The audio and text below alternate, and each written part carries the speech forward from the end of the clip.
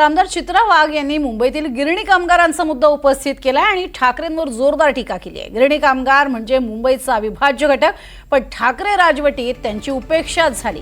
मिलच्या जागी मॉल उभे करणाऱ्यांनी त्या मॉलमध्ये मराठी माणसाला मिल कामगारांना काम दिलं नाही की त्यांच्यासाठी जागा आरक्षित ठेवल्या नाहीत, तर दुसरीकडे मात्र देवाभाऊंनी घर, हक्क आणि सन्मान दिला।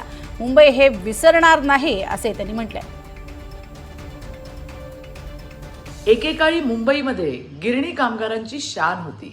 या मराठमोळ्या गिरणी कामगारांनीच मुंबई घडवली। मात्र कालांतराने गिरण्या बंद पडल्या आणि कामगारांचा संघर्ष सुरू झाला। दशकं गेली, पिढ्या गेल्या, न्यायाची वाट बघत संपल्या। 25 वर्ष मुंबई महानगरपालिकेवर सत्ता असून सुद्धा ठाकरेंनी फक्त न्याय देऊ, मुंबईत घर देऊ अशी आश्वासनं दिली। आता कोहिनूर मिलचं उदाहरण घ्या ना। आज तिथे भला मोठा मॉल, बिझनेस पार्क उभा आहे। त्यामागे कोण आहे तुम्हाला माहिती आहेच। मुद्दा हा आहे की कोहिनूर स्क्वेअरमध्ये किती मिल कामगारांना किंवा त्यांच्या लेकरांना काम मिळालं, किती मराठी उद्योजकांसाठी कुठली राखीव जागा होती। आहे का उत्तर? उत्तर नाही असं आहे।